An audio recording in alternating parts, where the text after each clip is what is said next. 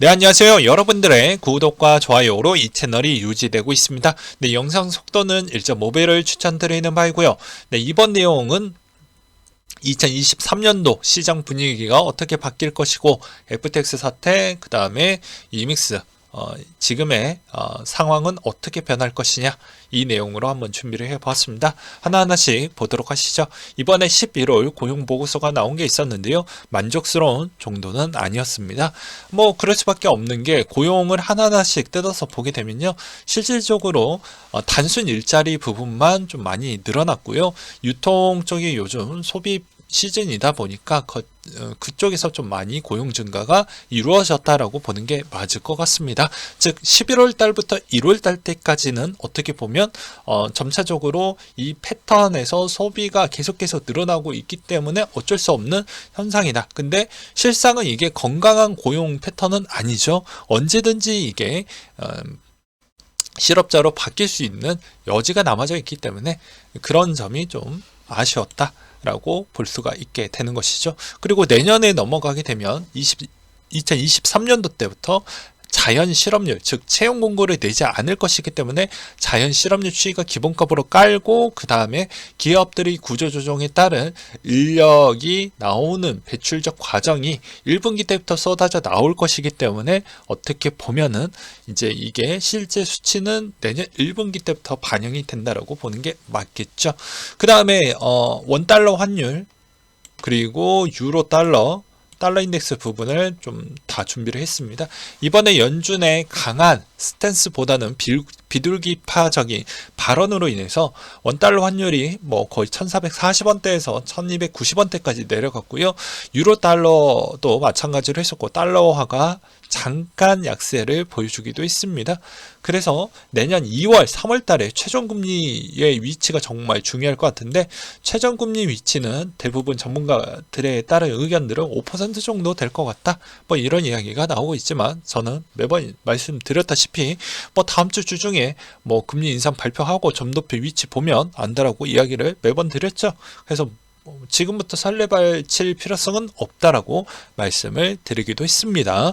그 다음으로 유가 관련된 소식인데요. 80달러 선에 지금 위치가 되어져 있고, 그 영향성은 아무래도 이번에 EU에서 원유 상한제에 따른 영향으로 값싸게 원유를 들어올 수가 있기 때문에 수요에 좀 자격을 끼쳤기 때문에 상승 요인으로 또 보기도 했었고, 하락적인 배경은 이번에 일시적으로 고용 지표가 생각보다 선방을 했기 때문에 달러의 강세가 더욱더 심해질 것이다. 그러니까 금리를 올리는 부분의 기대감이 더 오랫동안 유지되든지 아니면 강세를 더욱더 시현할 것이다 로 인해서 잠깐 원자재 시장에 좀 영향을 끼쳤다, 이렇게 보는 게 맞을 것 같습니다.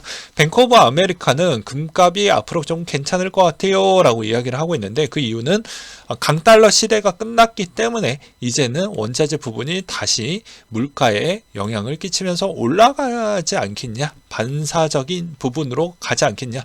근데 여러분들 이런 내용들이 왜 중요하냐면, 자, 채권 시장이 있고요, 주식 시장이 있고요, 원자재 시장이 있고요, 뭐 기타 등등 더 있습니다. 그러면 당연히 여기에서 등수가 있어요. 돈이 어느 쪽으로 흘러가는지에 따른 등수가 있습니다. 먼저 채워지는 곳간이 먼저 채워지고 난 뒤에 그게 이쪽에 생각보다 약간 좀 비싸다라고 생각이 들면은 이쪽 말고 이제 그 다음으로 가게 되어져 있거든요.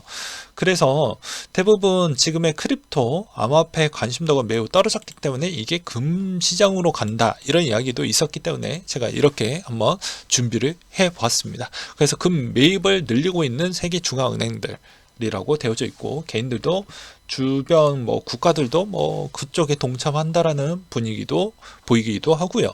그 다음으로 2023년도 분위기를 보게 되면 이제 스태그 구간대에 들어가는 게 상반기, 그 다음에 하반기 때부터는 이제 경기 침체 구간대로 들어가지 않겠냐라는 의견들이 꽤 많이 나와주고 있습니다. S&P 미국의 얕은 침체에만 빠져도 파산율 2배가 넘는다, 뭐 이런 이야기가 나오고 있는데, 이제 강달러 시전이 끝났기 때문에 대부분 이제 원자재가 강달러 때문에 좀 싸게 보이기는 했었죠. 근데 강달러 시즌이 약간 누그러뜨렸으니까 원자재가 이제 자기 원래 위치만큼 다시 또 급등을 보여주는 형태가 나오기 때문에 마지막 물가 추이에 따른 올라가는 형태가 좀 시현되지 않겠냐. 그래서 스태그 부분이 내년 상반기 때까지는 이루어질 수도 있다. 이런 이야기가 있습니다.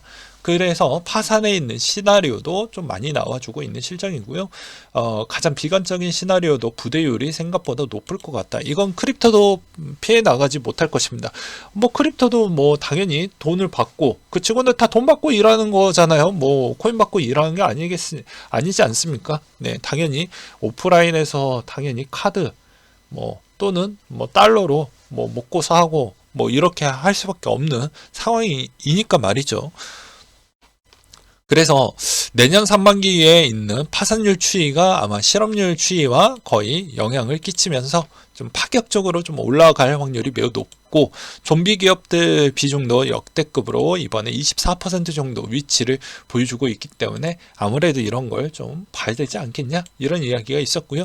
그 다음으로 인플레 잡혀서 금리 인하는 좋은데 금리 인하를 했었을 때를 보게 되면 자 연준금리 인하선은 뭐라고 했습니까? 경기 침체를 이야기를 하는 거예요. 그래서 그만큼 자금을 더욱더 이쪽에다가 통화량을 약간씩 풀어주는 이유가 그런 거죠. 경기가 안 좋으니까. 그래서 실물 경기 발작적 반응을 과거 이렇게 데이터를 보았을 때 신영증권 리서치 데이터를 보았을 때 여전히 그래 왔었다. 라는 걸 증명을 해주고 있죠. 즉 2023년도 때도 크립토 시장이 어떻게 영향을 받을지는 모르겠지만 전체적인 시장 분위기는 여전히 큰 중앙은행들에 있는 통화량이 늘어나는 패턴이 어느 시점에 나올 것이냐 그거에 따라서 크립토 시장도 마찬가지로 간다라고 보는 게 맞을 것 같습니다. 왜냐? 과거에 돈을 그렇게 많이 뿌려댔기 때문에 저는 이 기반의 소스의 터닝 포인트는 연준의 금리 인하에 있는 포인트가 맞긴 하지만 그 인하에 있는 속도가 너무 가속도가 많이 붙는 건 우리한테도 그렇게 썩 좋은 패턴은 아니라고 이야기를 드리기도 했었죠. 그리고 대출을 통한 자금 조달은 점점 어려워질 것이다 라고 했는데요. 그 비올 때 우산을 뺏어가는 은행들이라고 해서 여전히 도와주지 않는다라는 것이죠. 왜냐? 대출 심사를 엄격하게 해서 은행들에 있는 부실률도 지금 챙겨야 되는 시즌으로 바뀌고 있기 때문입니다. 그래서 내년의 전망치가 대부분 KB증권에서도 2에서 3분기 충격 여파가 기본적으로 나올 것 같다. 뭐 이런 의견들이 꽤 있었습니다. 네, 그 다음으로 이믹스 소식을 한번 준비를 해보았는데요. 이믹스 소식이 조금 많이 시끄럽습니다. 그럼에도 불구하고 제 주관적인 생각도 한번 또 준비를 해보았는데요. 보게 되면 재판부 투자자 피해가 커서 어떻게 보면 판결 때까지는 3패 결정 유예 고려해야 된다. 네, MBN TV에서 나왔던 내용입니다. 네, 근데 이게 해석이 졸라 웃겨요. 예, 자. 사법부 발언과 헤드라인이 엄청난 이게 좀 괴리감이 크죠. 투자자 본인 판단에 따라 결정할 수 있도록 유의 종목의 지정 상태 종료 결정은 본안 판결 때까지 가는 건 어떤지 생각을 해보자 라고 있습니다. 그리고 유예가 고려입니다. 고려. 네. 근데 헤드라인은 그냥 고려라고 해놨으니까 이게 우리나라 말에 참으로 의미가 어떤지 끝까지 읽어보고 해석을 할 필요성이 있겠죠. 이 내용으로 인해서 장중 50%대까지 올라갔던 추이가 있었고요. 그 뒤로는 아무래도 이번에 또 위믹스 사태에 대해서 또 모르시는 분들이 있을까봐 한번 다시 정리를 하고 넘어간다고 하면 총 4가지가 되겠습니다. 유통량 허위 공시, 수차례 유통량 변경, 위믹스 임직원 관련된 문제, 그리고 거래 지원 종료 정보, 사전 유출 의혹 관련 내용이 주요 관건 내용이라고 볼 수가 있게 되겠고요. 어떻게 보면 허위 유통량 위매드 잘못 지적에도 업비트로 화살을 돌리고 있는 투자자들이라고 하고 있는데요. 저는 이렇게 생각을 합니다. 근데 이분들의 입장은 저는 이해가 돼요. 똑같은 코인 투자자, 개미이다 보니까 이해는 하지만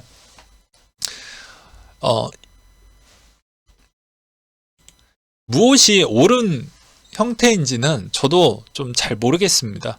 네. 왜 그러냐면 만약에 이게 판결 문을 일단 보고 생각을 해봐도 늦지는 않는데, 상패가 되지 않았을 경우에는 투자자에 있는 그것도 존버를 해서 그 다음 시즌 때까지 버텨서 올라가는 패턴까지 나오면 이상적이죠.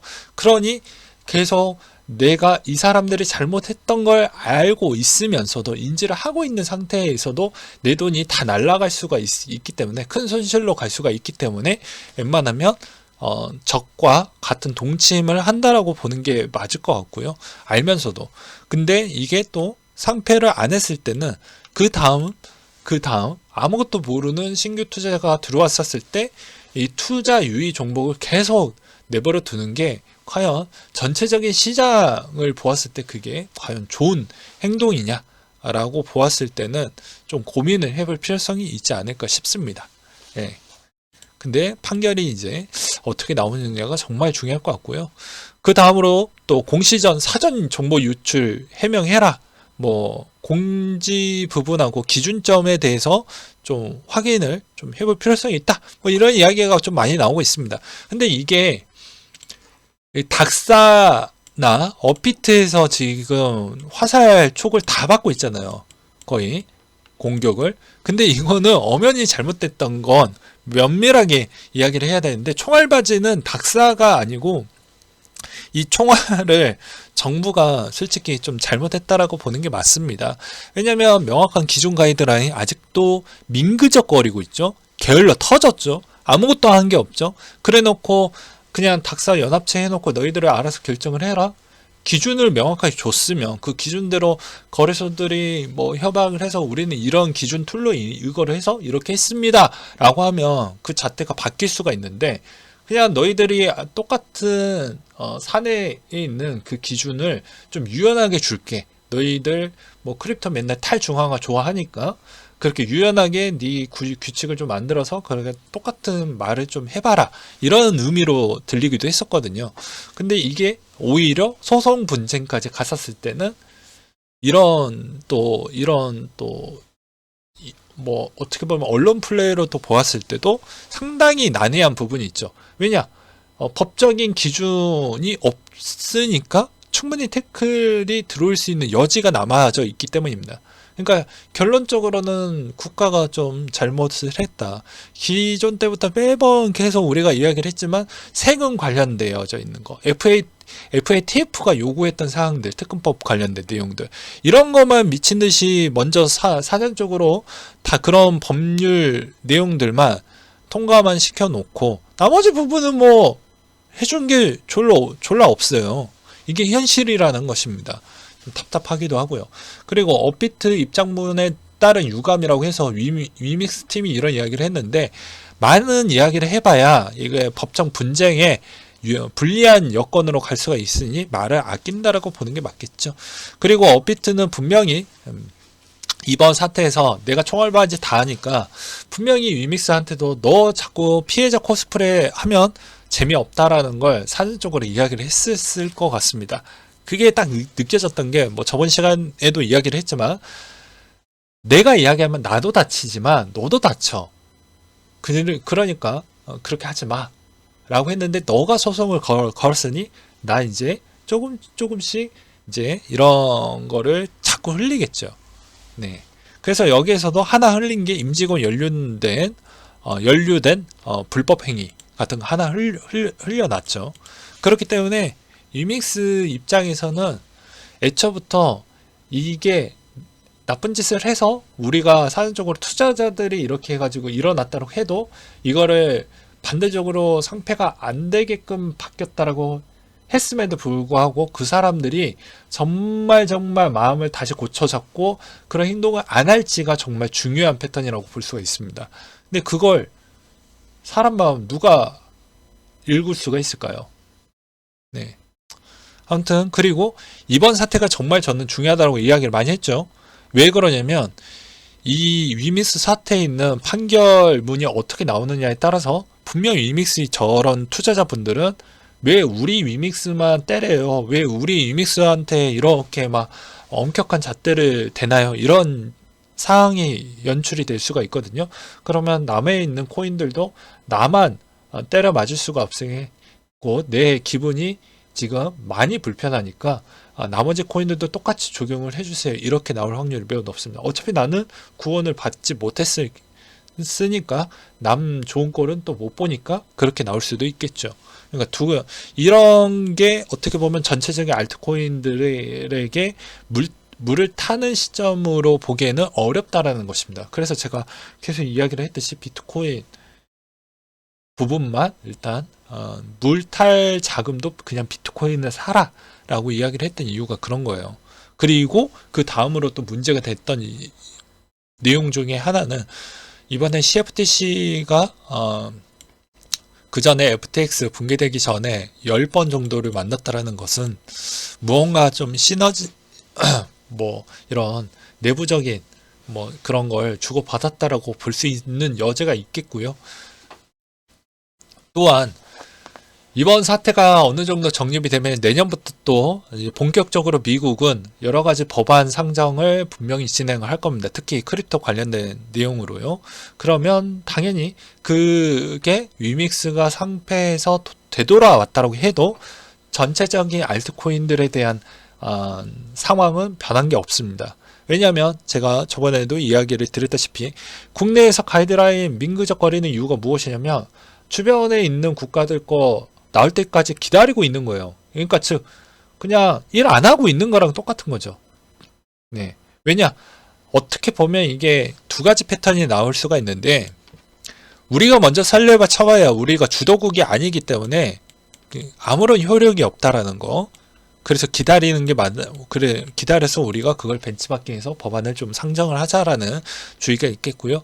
그 다음으로는 이걸 만약에 따라가면 강도가 높을 것이기 때문에 알트코인들이 생각보다 살아남지 못할 것이다.